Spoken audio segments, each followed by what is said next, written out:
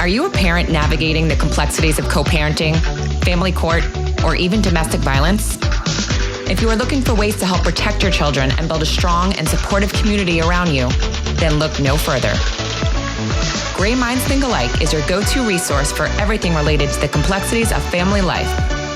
Join us as we dive into thoughtful conversations with experts and explore practical tips and strategies for tackling the challenges of parenthood in the throes of adversity so that no parent feels alone and every child's safety is protected.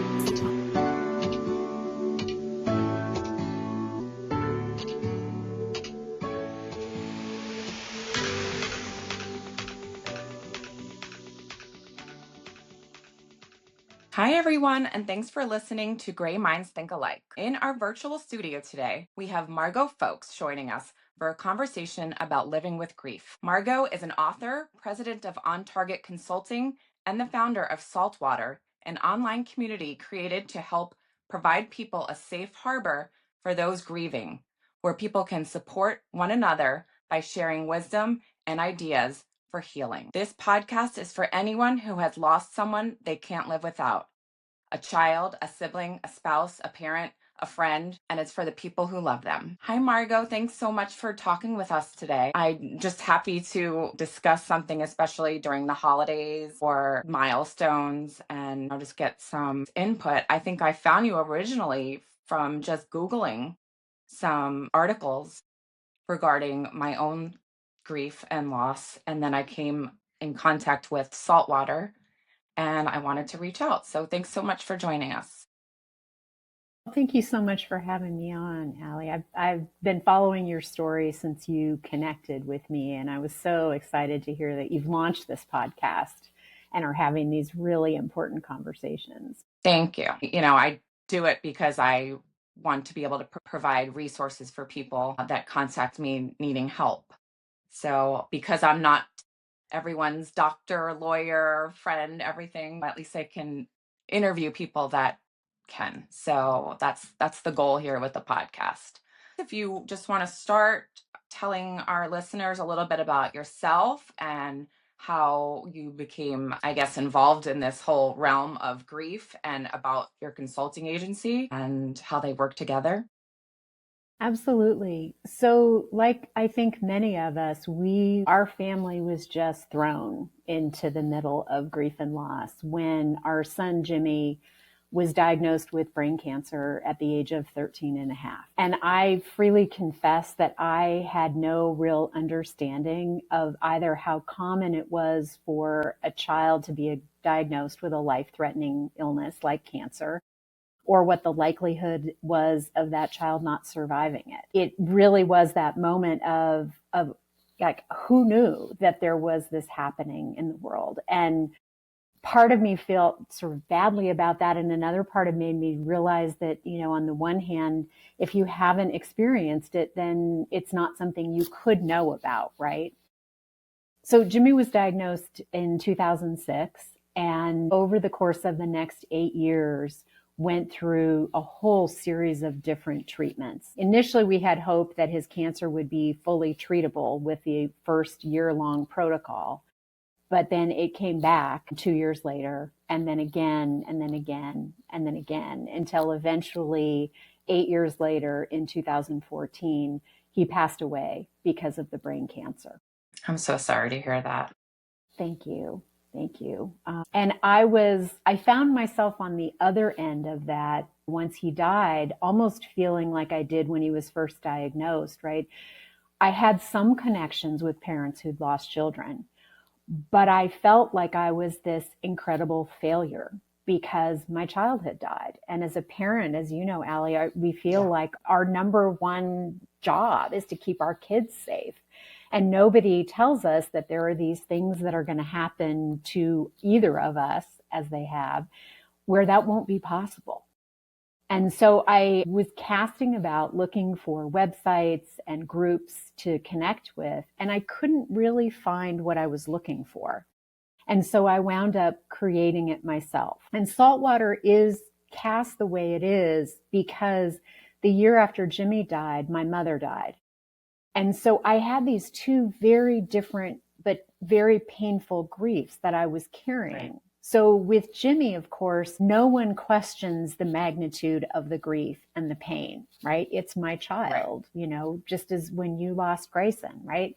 When my mother died, I got a lot of platitudes, and they were well-meaning platitudes about the long, full life and all of those kinds of things, but they were without important context, which was that I had lost my child and I was in no way prepared to lose my mom. Right. And so instead of creating a website and a community for parents who had lost children, Saltwater from the get-go was broader. And like you, I'm all about involving other people in the conversation who've had different experiences. Because again, with losing Jimmy to brain cancer, I knew one kind of child loss. I didn't understand all the other ways that we can lose kids or anyone in our Right. lives. And so I began with that. And when I launched Saltwater, I also went back to work. And at the time, they felt completely separate to me. There was my work, which I did, and then there was my grief and loss work that it was separate from that. But the bridge between them turned out to be the way that we go back to work carrying our grief. And so people connected to Saltwater and my clients both separately started talking to me about what it was like to go back to work when you were grieving. And particularly when you were grieving a loss that didn't get full acknowledgement or didn't get the same level of understanding that some of them do. And those conversations are what led to more formal interviews and eventually led to the writing of the book that I wrote called Leading Through Loss, How to Navigate Grief at Work. I should know the title of my own book. Yeah, no, it's very hard to put that hat back on where you have to be professional and you have to use your brain in all ways. I find myself right now, I'm consulting and I freelance, but I find myself, one, I get overwhelmed quickly when I feel like I have to do something because I might not be in the mood, so to speak, or I may just feel like crying at that moment. So that's why I really appreciate the fact that I can freelance and work for myself right now. So I can allow myself that time to sort of have the moments that I need, but also have some work to focus on because it is actually a big help to know that if I have projects to do, things to do, it gets me out of bed. So I know going back to work, like in an office setting, is very jarring to me. And I don't know if and when that I will ever be able to be honest. I'm not sure. I can't even picture myself at like the water cooler talking about, oh, how's your weekend? Well, it was shitty. I cried. So yeah, I don't know how I'd ever do that again. Yeah, and I work for myself too. So it was similar in that I thought, I don't know if I can do this after Jimmy died. But at least as I'm trying, I'm not in an office environment where I have to Right. be there for certain set hours, right? Where I can't take a break or it's hard to take a break. Right. Having And that I was freedom does help. makes a big difference. Yeah. And then, as you know, landmines are everywhere, right? You never know when someone's going to say something to you, even just completely unintentionally, that can have you very upset in a moment. Yeah. And if you're in that office, like it's really hard. Yeah. Excuse me. Yeah, for sure. I mean, I get set off at the tiniest little things, even when I'm just walking my dog. So I can't even imagine. So, real quick, the book that you wrote talks about how to do such things, how to get back into the workforce after a loss, correct? Yes, it does. And it takes a particular approach to it, which is really, I think of it as a guidebook or a handbook, both for the leader who is trying to support a grieving colleague or employee, or the leader themselves if they're grieving. So it's Right. very much a step-by-step approach to this because there's a lot of language around we need to be more supportive in the work environment of people who are grieving, which Right. agreed, of course we do. But the problem for someone who's not experienced a profound loss is they don't know what that looks like, right? They don't know how to be supportive other than to say kind things, but they don't know that they need to check in pretty regularly. They don't know that Allie or Margo might very well need the day off that's the anniversary of the day their child died because they Right. haven't been through what we've been through, right? So it really gets down to those very nuts and bolts kinds of things, the questions to ask, the ways to check in, how to involve other people in supporting your grieving employee so that people actually know what to do in those Right. situations. Well, that's great. I'm sure everyone can benefit from that. And when we say even grieving, it could be any type of loss. I always say that loss is loss. Like you said, it could be a parent, it could be a child, but it could also be, I deal with a lot of parents that haven't seen their children in years, who they're alive, but they still grieve in a way where they can't be with their child or a loved one. So I do know that loss is a broad term, so to speak. It is. I mean, divorce, illness, Yeah. a child or a loved one with an addiction or some mental health challenges. There's so many ways we grieve, and we take that into work with us, and oftentimes people don't understand it fully. Yeah, no, absolutely. I'm going to have to read it because eventually I may actually end up back in an office. Who knows? But for now, I'll keep doing what I'm doing. Now, I want to discuss a little bit about the saltwater aspect. So, it's an online community where people can actually read articles and connect with others that are going through something similar. Where do you get the contributors from?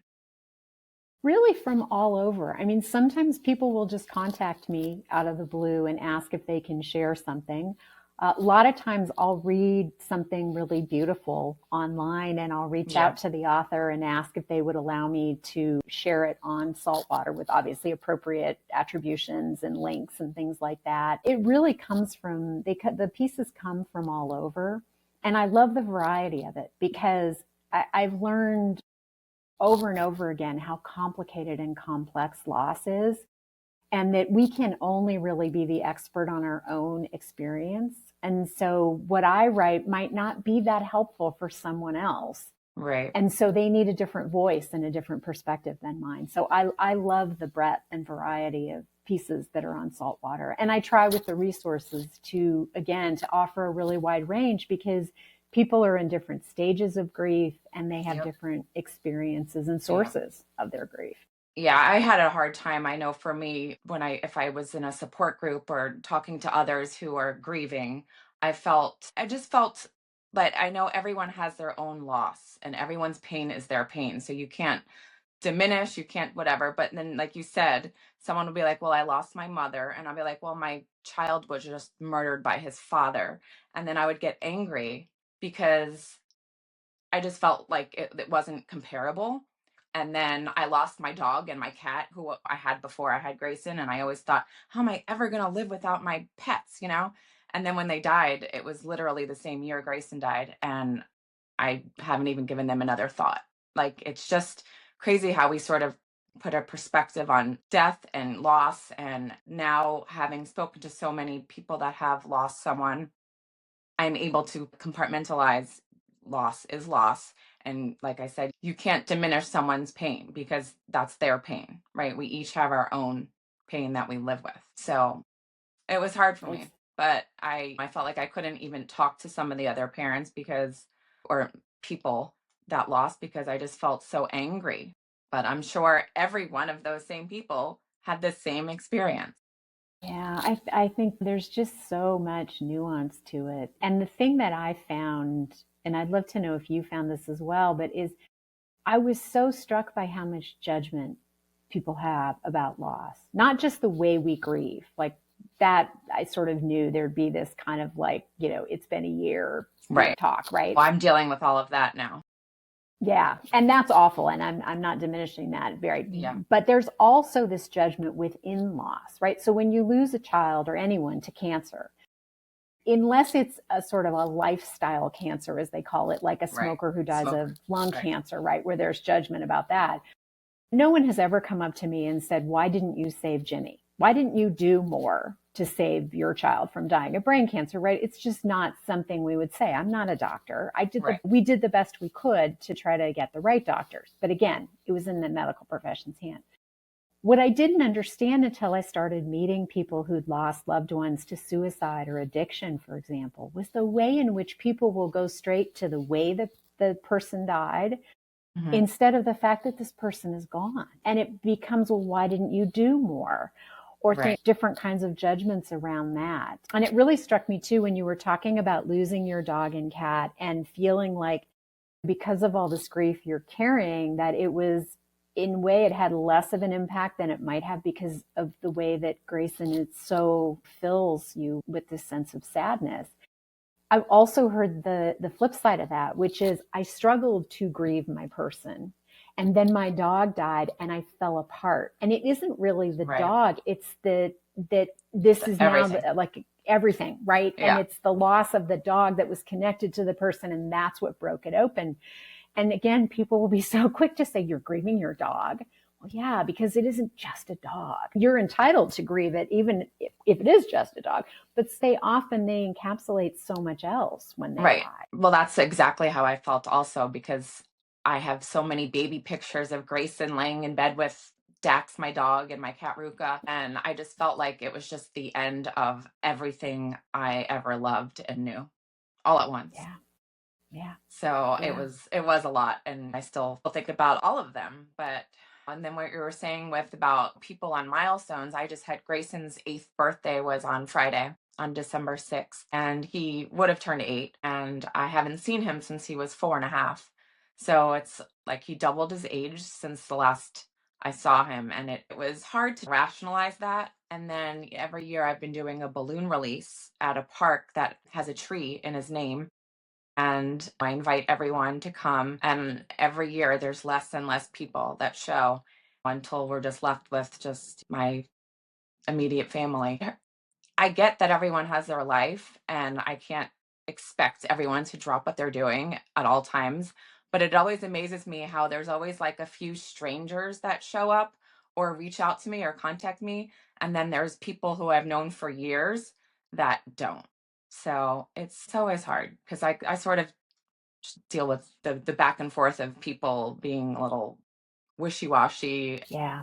Yeah. And there's that flurry right after, right, where people show up and send messages and make meals. And again, which is Right. lovely, right? Yeah. Thank God, thank goodness for that, right? Right. Yeah. But yeah, it is those special few who keep Showing up. up. Yeah. And the ones that really strike me are when my husband or daughter and I will get a text or a note from someone who says, I was just thinking of Jimmy because of this, right? There was something that brought him into mind. And it's a random day. And I think, oh my Yeah. gosh, he's still on their mind. I love that so much, right? That he continues to be present for them.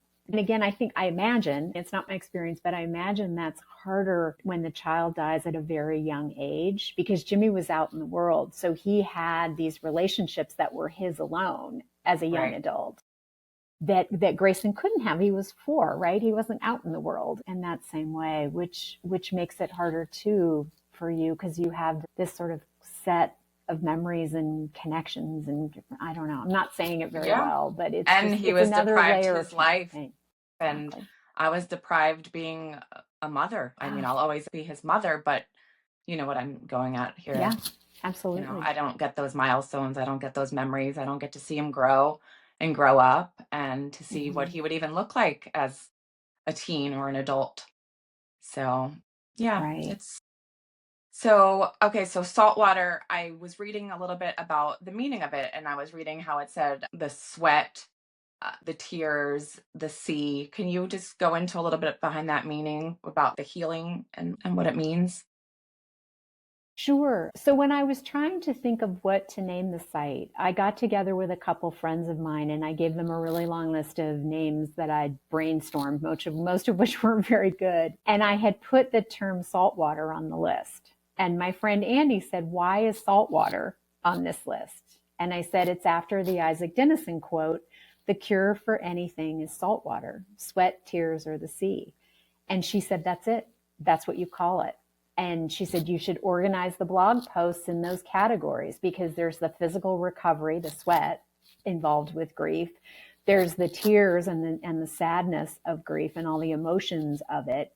And then the sea is sort of the imagery for the navigating in the aftermath, right? It's not the recovery. It's healing. It's not healed, but it's how we go on in the face of that loss. And so that's how the website is organized. And I also like it because I think even within that division, there are people who are really looking for those different categories and they don't find everything kind of lumped in together. It's separated based on in that way too. Yeah, no, I love all of that because it's so true. I look to nature in general to Hmm. sort of find my happy place or whatnot. I know I've been traveling a lot more than I ever have since Grayson's death, and I just know that when you're one with nature, it sort of lets you have that moment to either think or meditate or just, I always just envision Grayson with me when I'm on vacation and enjoying the outdoors. And I do things for him when I'm on vacation, things that I wouldn't have done, like go down a slide or just random things that I wouldn't have done on my own. But I do it now for him. So whether it's the mountains, the sea, I do go to the beach a lot, all of it. So I love that. And I have been on the website and I do like that it's categorized because sometimes I want to read something from another mother that lost their child and specifically their child or a young child so I can get more comparison rather than it be a different scenario. So I do love that and I'm going to continue to read it. So we talked a little bit about milestones, and I know the holidays are coming, and birthdays and death anniversaries are always really hard. How long now has it been since your son passed? This was the 10-year anniversary for 10 us years. this year in February. Yeah, on February 16th. Hmm. What do you do to honor? So it kind of varies every year. I usually try to write something about where I am in my journey. Some years, Molly, our surviving daughter, and Dan, my husband, and I have done things together. Some years we sort of grieve on our own. Molly now lives in Houston because she's grown and launched into the world. And so she went to see the Bob Marley documentary on Jimmy's birthday this year because Jimmy loved Bob Marley. So That's, we try to do things that it's like the example you gave about being out in nature and getting on yeah, that slide, right? We try to do things that conjure him up for right, us, that make us feel more deeply connected. But my husband has said that for him, the birthday is the easier day because when he thinks of Jimmy, it's with so much joy. right. So there's some years I think where we skate through the anniversary a little bit more because it is so painful. And then I found this year really unexpectedly, honestly, although in some ways I probably should have seen it coming. Year 10 was brutal for me in a way that it hadn't been really since the first couple of years. And I think what made it harder is I didn't expect it. I thought that the time around the anniversary would be bad and then I would come out of it as I normally did. And this time, the kind of feeling of gray, small d depression lasted for months. And I've not had that happen before. So that was a new experience I for think the me. number 10 just sounds so jarring. You know, you're like, a whole decade just passed. I was thinking that as well when I mentioned, Gray doubled his age. And I feel like it was harder for me to wrap my brain around it this year than it was last year because more time is going by. More time is going by that I haven't seen him. And it hits you. So I do not look forward to that 10-year. And I was saying about doing things for them. This past Friday was his birthday. And I said, well, every year Grayson eats cake and has a pizza party and gets balloons. So every year we've been doing balloon releases and having pizza and eating cake. And for his Lovely. death anniversary, we've been releasing butterflies. So, Oh, and every one of his classmates, his teachers have been so instrumental and show up all the time for every event. They even show me that they'll be at their house at home and a butterfly is there and they'll take a picture. And they're like, just thinking about Gray or little things like that, like you mentioned. So it is special to see those little moments. It's actually crazy. I was just talking to someone about this, how since Gray passed, I see the word gray everywhere. yeah. There's like a brand now at Ross called Happily Gray. I actually just bought a pair of pants because it said it. There's a brand at Target called Greyson Threads. I see that just everywhere, whether it's on TV, someone's name, just I'm like, wow, that could have been Mr. Black, but it was Mr. Gray. I mean, it's just crazy how his name just pops up everywhere for me now. Yeah, and I love that. I mean, whether you call them signs or just coincidences or whatever term people use, Yeah. it's like this little crumb of joy or connection or something to Yeah. our beloveds who are gone. Yeah. A little reminders that they were here. So Yeah, now, what are some exactly. tips that you have, I guess, for people that are grieving, especially now during the holidays or for an anniversary? Do you have any set tips that you would offer advice for? Yeah, a couple of thoughts on that. I think one of the things that's really important is to allow yourself to be where you are. So, for example, when Jimmy died, we tried to stay home the one of the first Christmases because we always had. And we discovered that we couldn't do it. And we found ourselves Googling hotels in San Francisco on either the 23rd or 24th and going down to San Francisco for 2 nights to get out of the house because it was just too depressing to be here. And so I found over the years that each year is different. Some years I feel like being home, some years I don't, some years I do a little decorating, some years I don't. And I've stopped judging myself for that. Because I think there's a lot of pressure Yeah. from other people thinking like, well, it will make you feel better if you come to the family gathering or the Christmas party or decorate or host or whatever it is. And we have to allow ourselves to be where we are. And that also extends to showing up where we want to show up, right? And Yeah. it may not feel great to go to your friends or your family's big holiday gathering, or you may need to go for a short period of time and then leave. And Yeah. I think it's about giving yourself permission to just be where you are and to take care of yourself and your own needs with Yeah, I that. find that too. I have Greyson stocking up every year that we had, and I have special ornaments made about him on the tree, and I have his very first Christmas ornament that when he was born on the tree. And it's, yeah, dealing with holidays, especially when they're so joyful. And I just remember him like opening all his presents and being so excited, and now having a sort of just all tainted. It sort of makes holidays very sad and depressing. And it's almost like, well, why am I even doing this? Why am I even doing this? But even like every year we go to my best friend's house for Thanksgiving. Grayson came multiple times, the 4 years, I guess. And we were just there again this year. And it's like we see all the other children, and I'm just like, how is this my life? How is this it? Of course, I'm going to show up because they're so close that they're my second family. But it does make, again, it makes you just very sad. Exactly. I guess Exactly. you have to find ways to turn that into joy. I'm not sure how. Yeah, I think it can be really hard. And I think for the people that are listening to the conversation who might be thinking about how to support somebody else, right? Yeah. I think there are lovely ways to do that, right? I've heard stories of people showing up for gatherings like the one you're describing, and there might be a place set for Right. the person who's missing, Wow. right? Or a candle burning for the For them. person. Sometimes what's a lovely thing to do too is to take a moment and share some stories about the person who's not there, whether it's a child or an older loved one. It brings them into the room in a way, and Right. particularly for those of us who are grieving a child or a really important person we've loved, you feel like they're with you in a way anyway, but nobody else is No. acknowledging it, Right.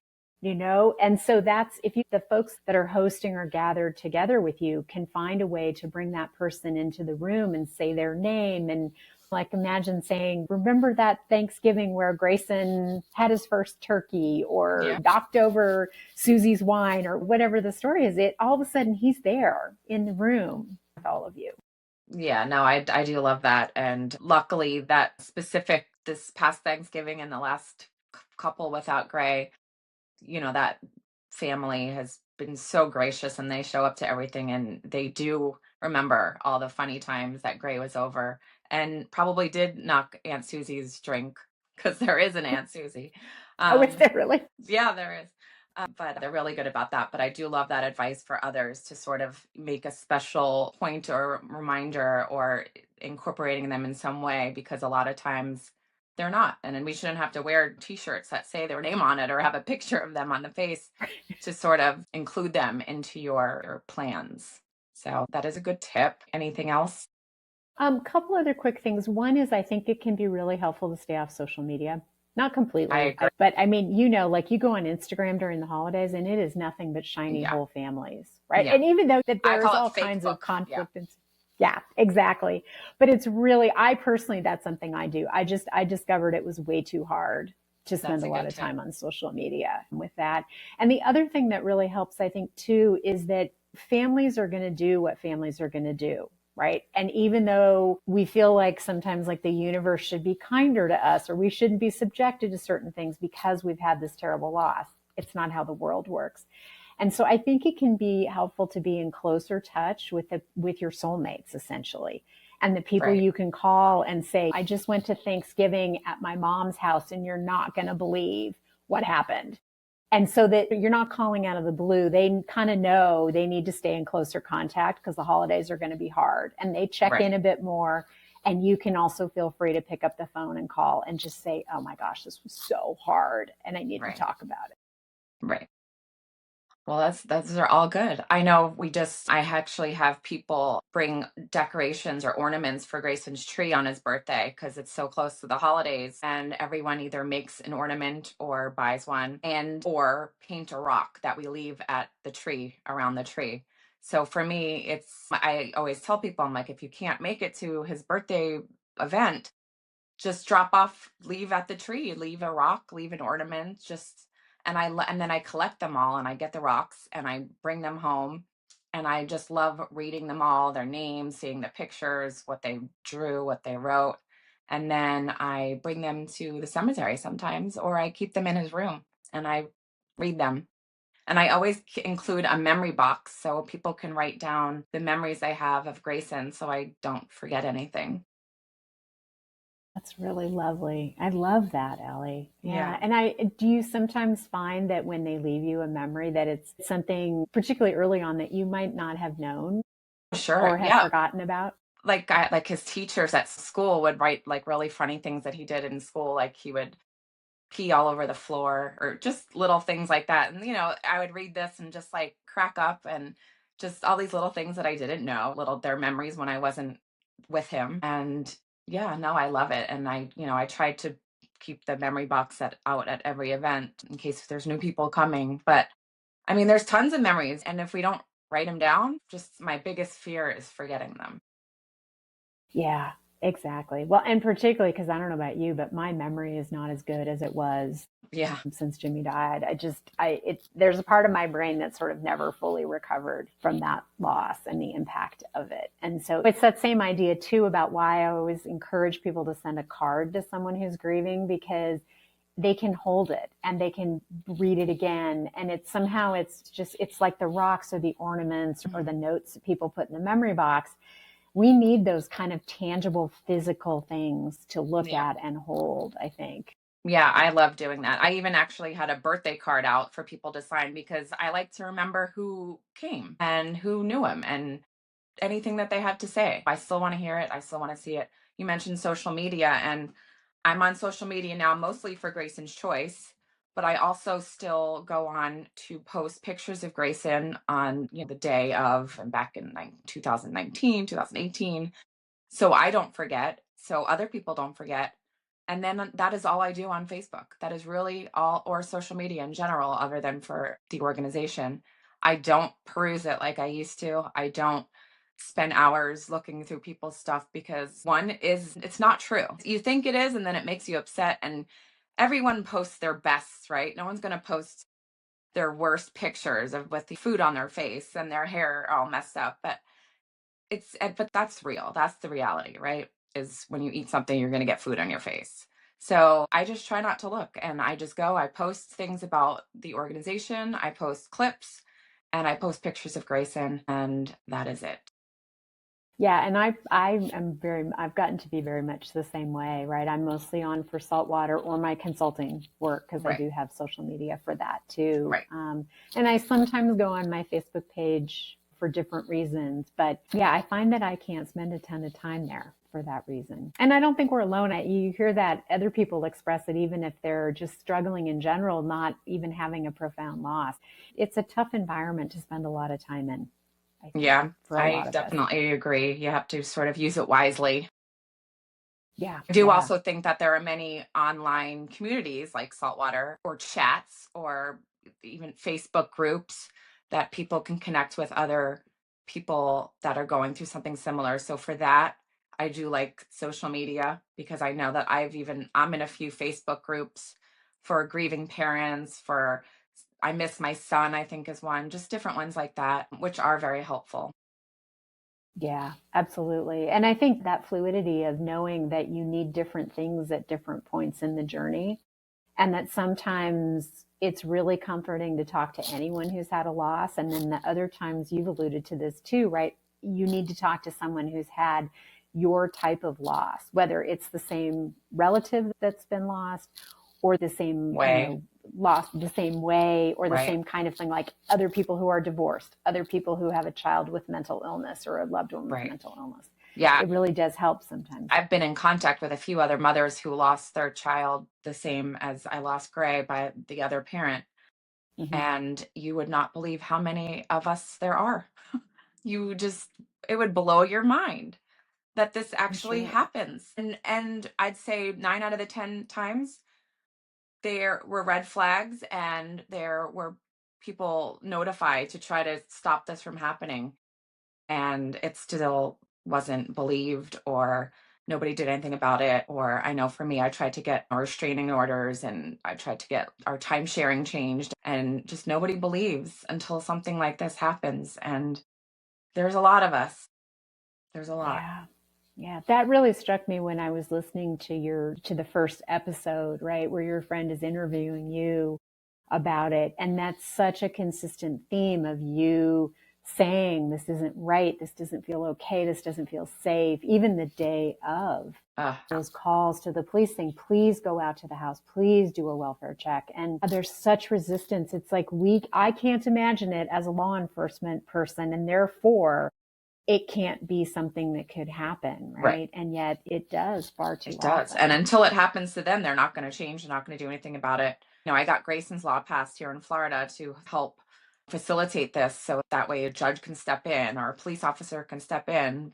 Nobody takes the time to even get training on it or learn more on how to stop it from happening. But yeah, that day when I was asking for help and I was literally told we can't send another police officer out there until tomorrow and that it's a liability. We can't break down the door. I'm like, it's a liability? Seriously? I mean, we had to hire a locksmith to break down the door ourselves. Yeah, crazy. Yeah, it's just crazy. Yeah, we are not good at assessing risk as humans, just generally. And it spreads everywhere, right? In our case, Yeah. even with Jimmy, I remember having an interaction with the pediatrician who was filling in for his regular pediatrician who wanted to say this is just migraines. And I said, but it's not manifesting like migraines, right? It's in the wrong Right. place on his head, for one thing, to be migraines. And he made some flippant comment about this is why we shouldn't let moms on the internet. And of course, it turned out to be a brain tumor. And so there's just this feeling of like uncommon things are uncommon, therefore they can't happen. And it's like, no, Right. they're just less common. They're It less doesn't common. mean they Right. can't happen, right? Anything can happen at any time. Oh, and until it does, people don't believe it. I mean, Right. this is how things are made, how we're aware of them, right? It's about, like I was talking to someone recently about laws, about new laws coming in to play, and we were trying to cite different bills or laws or case studies for court. And someone was like, "Well, I can't find anything to cite. There's nothing like this has happened." And I was like, "Well, it only takes the first time for it to now be something. And now forever forward, someone is going to look back on this specific case and cite it because it now exists. It now exists." Exactly. So, Exactly. Yeah. And well, that's I would, another beauty of, yeah, go sorry, ahead. No, I go was ahead. just going to say it's another beauty of the communities that each of us have created, right? Is that it's that sanity check Right. of the things you go through to get to the point you are with regard to your loss, that it's just nice to talk to other people who say, yeah, I went through something similar too. So Right. Do you find it helpful to be around people that have also lost a child? Like if you ever I, have, like people have said, "Hey, there's this like weekend trip," or I don't even know, and or there was a cruise and it was all grieving parents, and I was like, I don't think I want to do that. Like it sounded horrible to me. It's so sad. That's so depressing. But I know a lot of people do find solace in that. So I'm just curious if you do. so I've never done a grief group because I was afraid to go. I was afraid Right. that I couldn't hold the breadth of losses while I was trying to hold my own. Right. And I'm sure this is part of the reason I also created Saltwater, right? Was so that I could, like, in the same ways that we build our chosen families, I kind of wanted to build my chosen grief support system, because it was surprising to me to discover kind of which friends leaned in and the few that I expected to who didn't, and what was comforting and what wasn't. And even with the people who try really hard, sometimes it just doesn't land the way Right. that you need it to. And I do personally, I'm not really good at, I don't put myself in situations that I can't get out of. So like when Right. you said cruise, I'm thinking, there's no way to get off that boat if it's not going well for me, right? I'm kind of stuck. It's kind of like a weekend retreat too. I'm not sure I would do that unless I really knew a lot of the folks that were going to be there. But that's just me. I mean, I was everyone's invited to different. a retreat. I think it was Hayden's Healing or something along those lines. And it was like I don't even know if it was one night, 2 nights. And I was like, well, is there a bar? What are we going to be doing? Just like yoga? Like I couldn't even fathom it. Maybe I would now. Maybe as time has passed, I would think about it differently, but I'm not sure. Yeah. Well, I remember when I had children, when I had Jimmy, I should say, who was my oldest, going to a little infant care class at the hospital when he was like Right. 2 or 3 weeks old, right? Diaper, Yeah. they won't Yeah. sleep, whatever it is, right?